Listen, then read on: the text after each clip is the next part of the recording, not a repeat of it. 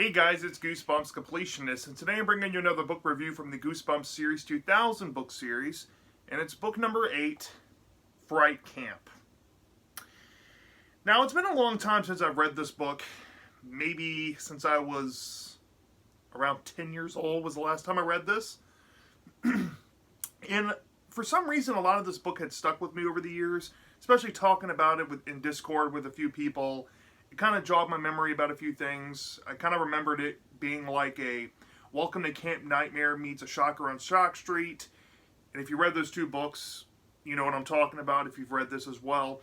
But rereading it as an adult for review purposes for this channel, I have never been more angry with how a book turned out to be in this series. I think this book could have been one of the more revered ones by me if it had better direction choices. But man, if I can sum up something to say about this book before we go any further, if I have ever found a book that feels like a big old waste of time in the series, it's this book. And that infuriates me so much. You have no idea how let down I was with this book. But this book does have some redeeming things, and I want to share those near the end to make it not the worst thing ever. But off the bat, would I recommend this book? Probably not. I definitely think there's better camp books out there. There's better movie-themed books. As we'll get into the plot review, you'll discover that this book is a movie-themed book. There's just better movie-themed books and stories in the series as well. Yeah, but for the sake of brevity, let's get into the plot overview without giving too much away. So the story starts off with the main character, who we get to know as Andrew. And he's this 12-year-old horror fanatic, and he's obsessed with one particular horror creator called R.B. Faraday. And R.B. Faraday kind of makes some schlocky horror movies for kids, supposedly, since 12-year-olds can go see these movies. But he's made around like 30 films. And him and his younger brother Tyler have seen every single movie, and he just spills his guts about how much of a die-hard fan he is of this guy. And it immediately takes me back to how I'm pretty much an overgrown man-child, being a fan of R.L. Stine all these years, and reading all of his Goosebumps books as an adult. It feels like Stine's kind of projecting a fan perspective in there, and I really got a kick out of this opening because, I don't know, there's been other similar openings in Goosebumps before, but this one just feels more specific, and I couldn't wait to see what the story went with after this. But nonetheless, Andrew and Tyler end up getting a brochure brought home to them by their father one day, and R.B. Faraday has now opened a summer camp for pretty much for kids to come and stay there for a couple of weeks and get to experience all of his movies come to life at this camp. Now, the kids are so excited they accidentally rip up the brochure, but the dad tapes it back together. And the dad is, I guess, one of the good parents in Goosebumps and wants to, actually send their kids off to an experience they'd enjoy. So the next chapter kicks on with them on the bus, getting ready to head to this camp known as Fright Camp, which is the title of the story.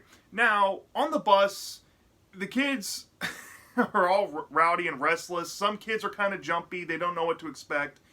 But they hear the bus driver kind of listing off some R.B. Faraday trivia, and the kids are kind of bragging about how many movies they've seen and all this. But suddenly a man dressed in all black gets up and tries to hijack the bus.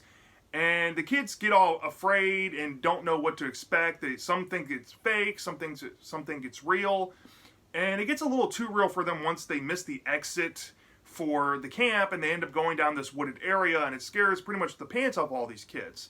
Well, it turns out that the man dressed in all black was a stunt guy as they arrived to camp, and it's revealed that it was all just an elaborate thing to kind of get them in the spirit of being at Fright Camp. And off the bat, Andrew and Tyler meet these two other boys. One's name is Chris and one's name is Jack. And they've already been there for about a week. And they pretty much give the lowdown to Andrew and Tyler, saying that pretty much the camp is all fake stuff. They pretty much have scoped the camp. They've looked everywhere. Everything looks fake. And if you're a movie lover, you'll probably enjoy it, but nothing's real, so you're not going to be scared at all by it.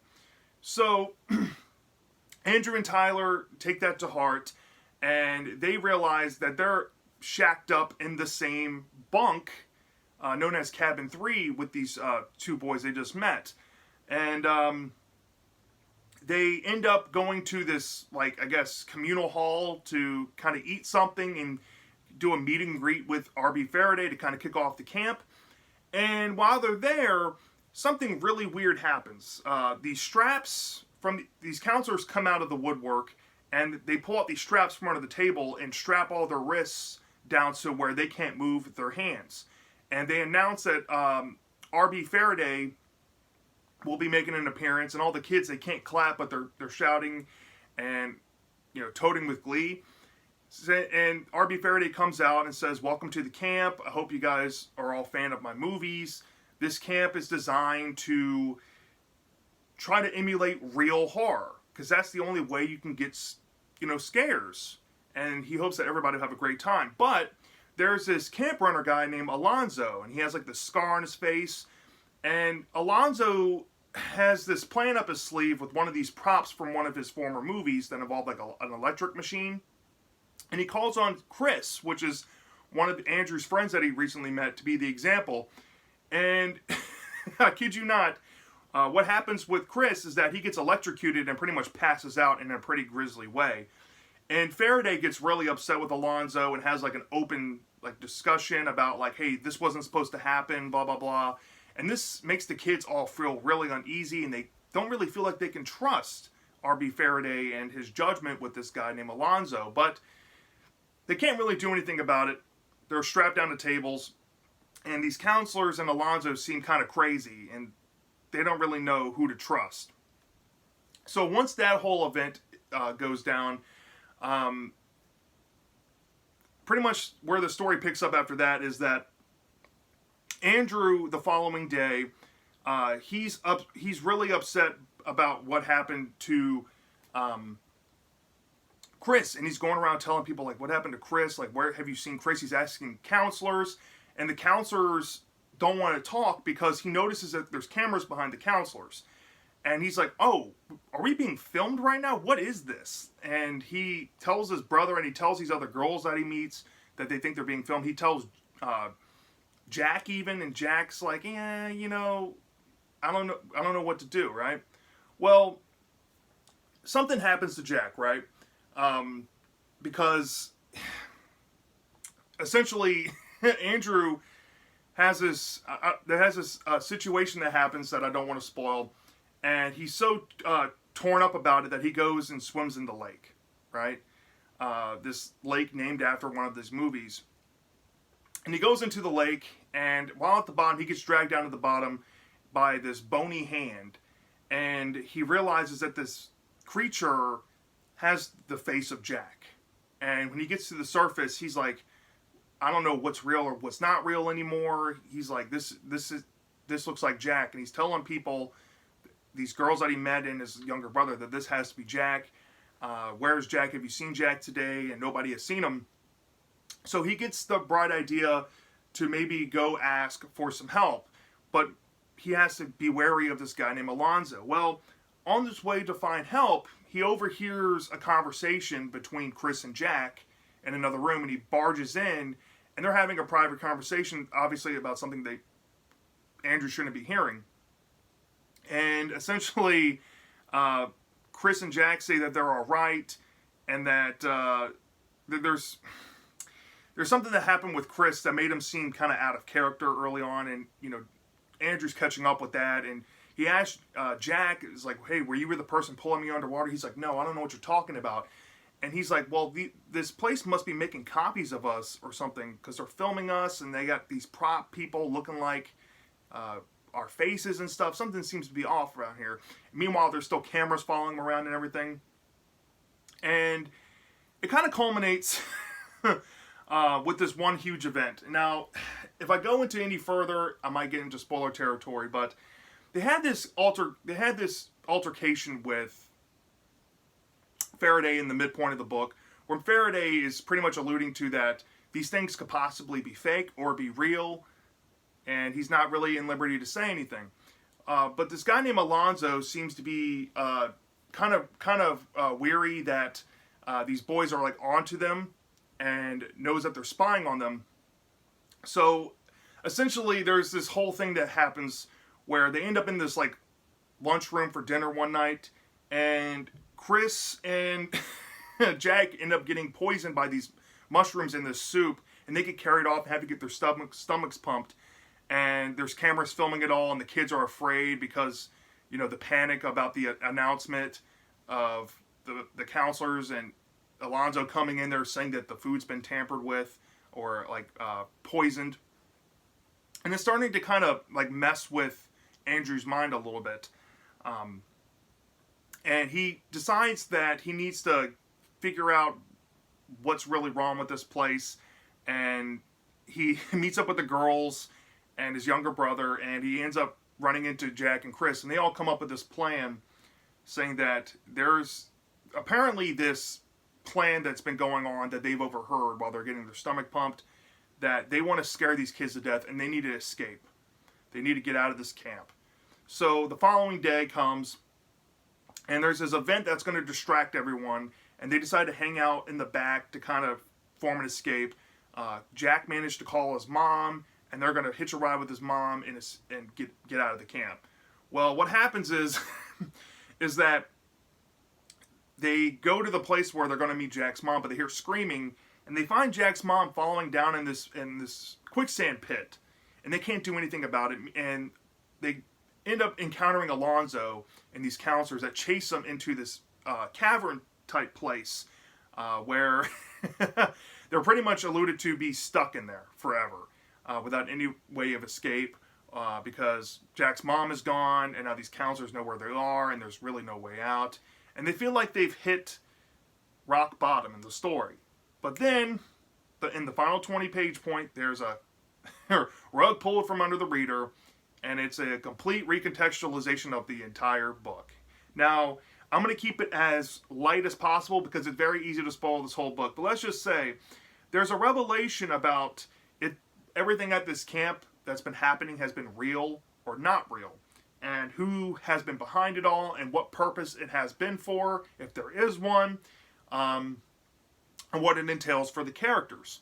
Now, after that point, the characters see an opportunity to maybe get some revenge before they get to leave the camp. And they want to just do one last thing to get them back before they leave. And I think Andrew even says he's swearing off ever watching R.B. Faraday movies ever again because of this experience, given what's happened. And there's this whole revenge ploy to get back at R.B. Faraday and Alonzo and everyone. And that plan may come to fruition.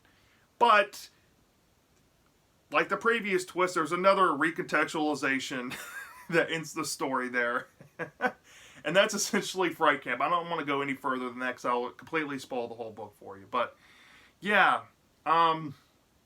This book was very disappointing in the last 20 pages for the most part.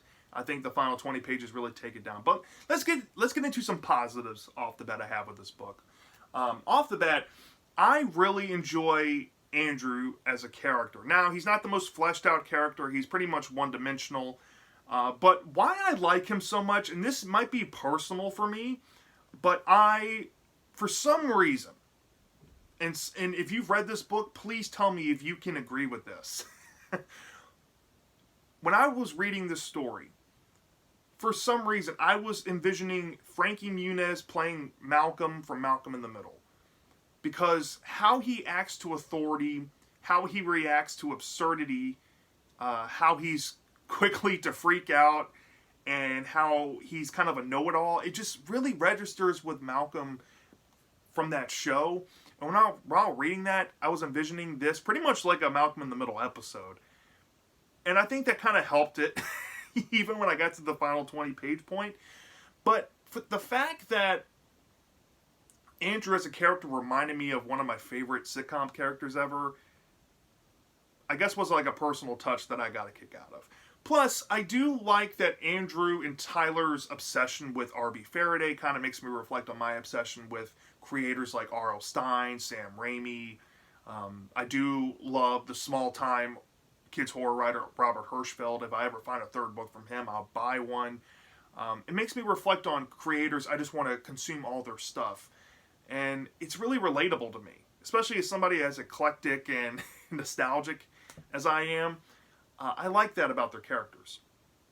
And Fright Camp itself, the concept of it is really fun. Honestly, if I was a kid, right, and R.L. Stine said he's making a Goosebumps camp, I'd be there in a heartbeat. I think all of us would be there in a heartbeat. I feel like this book essentially is like a childhood dream come to life. And I don't know if R.L. Stine's kind of projecting like what he thinks of fans in this book, but I think for what it wasn't the most Prowse-heavy thing ever. I don't feel like there was enough description to really sell all these different locations throughout the camp, throughout the story. But there's multiple locations the story goes to. As a matter of fact, I skimmed over one completely. There's like this tilt-a-whirl type of ride that goes awry with one of these guys. It's not really consequential to the story all that much, but yeah, that was there. And there's the lake. You got the lunchroom. You got this cavern area, a quicksand pit. And there's so many different locations of this camp the book visits that I can look over the lack of Prowse. And that also stems to the mystery aspect of the story. It was very gripping. I think the way the book's written, for the most part, kind of tied with the pace in some areas, is very easy to consume and read. I found myself breezing through this book. I didn't need to take mental breaks or anything. It was like I was glued to the story. And for that, I think where Stine's not firing on all cylinders in his writing in this book, those areas really shine to me. And there's some really scary scenes in this book, I will say, that this made me legit WTF. Like the electrocution scene with Chris, and the stuff under the lake was kind of graphic and scarring to even imagine what that would look like.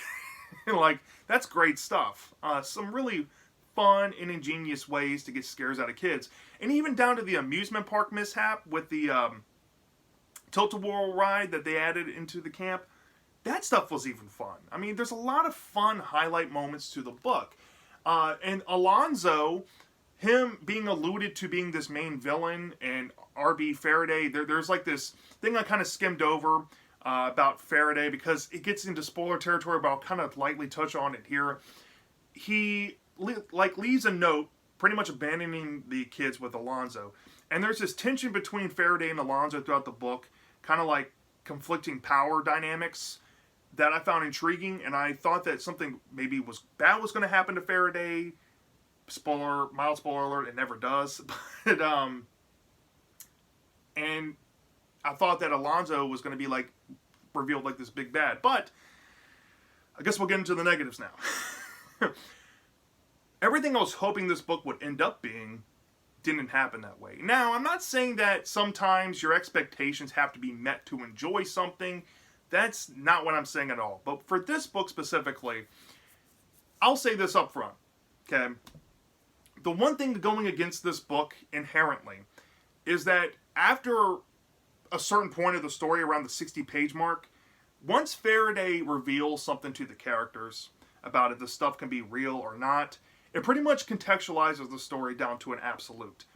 You can either go down the route where you think the story's going to end up where all this is real, Alonzo's a real villain, and that's the story. And the other side of the coin is that it's all going to be fake. There's going to be some type of recontextualization, most likely dealing with movies because there's filming going on. And if it goes down that route, you're probably not going to like it. And like I said, I'm trying to keep it spoiler free, but it went down pretty much mostly the route that you would think it would end up in a bad way. The final 20 pages to the story, pretty much, if I can describe the feeling of this, it's like getting punched in the gonads with the initial twist, recontextualizing the whole book, making it feel like a huge waste of time, and then when you get to the final twist, dealing with This revenge portion, you get a double fist in the gonads to end the book off. The ending to this book has to be one of the most gut-wrenching endings to a Goosebumps book I've ever read, only because majority of it was pretty much super solid. It did have its issues, some milder ones I'll mention after this, but that one, the ending, the final 20 or so pages, is the biggest jarring thing about this book, in my opinion. But the smaller things also do add up, and if it had a better ending, it would still have these issues. And I'll kind of mention them here. Going back to the pace, I feel like there are some paragraph transitions in middle of chapters that jump from point 1 to point 2 kind of abruptly.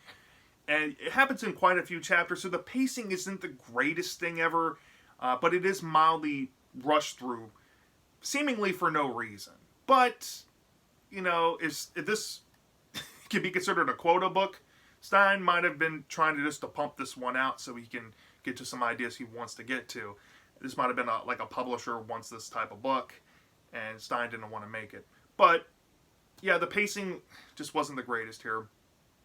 Another negative I've really noticed in the story, and I think a lot of you will if you read this, the younger brother Tyler is like in the first third of the book, but then in like the middle portion, he randomly like disappears from the plot.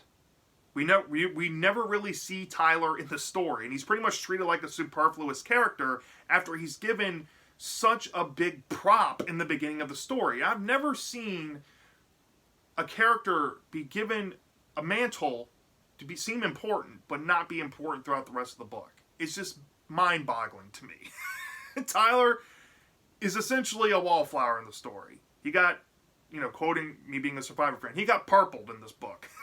The editors purpled him. It is really jarring dealing with this character. And then, while this issue does get kind of corrected because of the recontextualization of the book, but even besides that, if it had a better ending and it wasn't dealing with huge recontextualizations like it did, there were some very convenient moments in the story that are more noticeable. And normally, I only call these points out if they drive the plot forward. And a lot of it has to deal with Chris and Jack's characters hobbling around the story. They just randomly come back. It seems like a bunch of random stuff is happening. There's this scene dealing with lizards that look kind of real, like lizard men, kind of a throwback to Dr. Horror's house video. And that's never touched on again. There's stuff about chips being in people's necks that's never touched on again. Most of this stuff is in and around the characters of Jack and Chris. And a lot of the stuff that happens with their characters happens off page, and like there's numerous points of the story where they have this stuff that can help, or they have this information that happened off page that Andrew never witnessed, so it comes off kind of random and like, okay, well, this exists now in the story. And that stuff kind of sticks out, right? And it comes off very plot convenience-ish. So, rating the book from a 0 to 5 star basis, if it just had those issues of like the plot convenience with Chris and Jack, right? I might have said Andrew and Chris before, but it's Chris and Jack. Tyler disappearing from the story and the mild pacing issues here and there. I'd probably give this book like a B tier, maybe like a 4.4 out of 5, if it had a solid ending. Which, that's still a commendable grade for something in Goosebumps for me.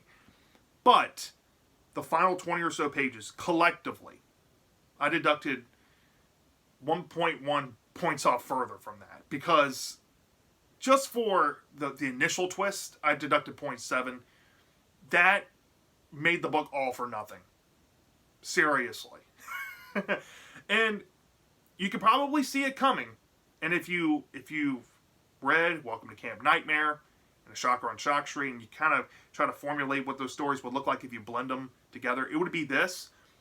But especially if you've read Welcome to Camp Nightmare, just keep that in mind.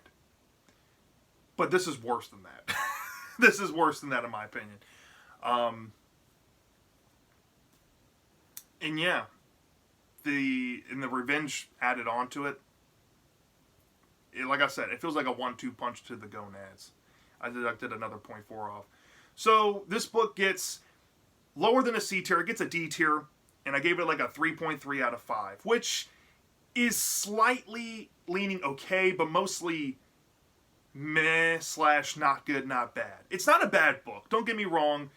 There's way worse Goosebumps books than this, and it's unfortunate because, like I said, I think this book should have been a B tier book. But the reason why I gave it a D tier is because not only does the recontextualization hurt the story, but it goes an extra step farther to mess with the reader and then just punch him in the nuts again.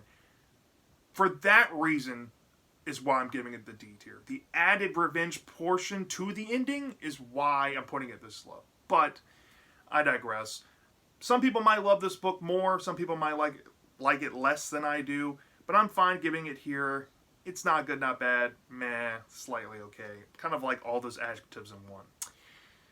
So yeah, that's my thoughts on Fright Camp. Let me know down in the comment section down below. Do you love this book? Do you hate this book? I'm dying to know. And I'll see you next time.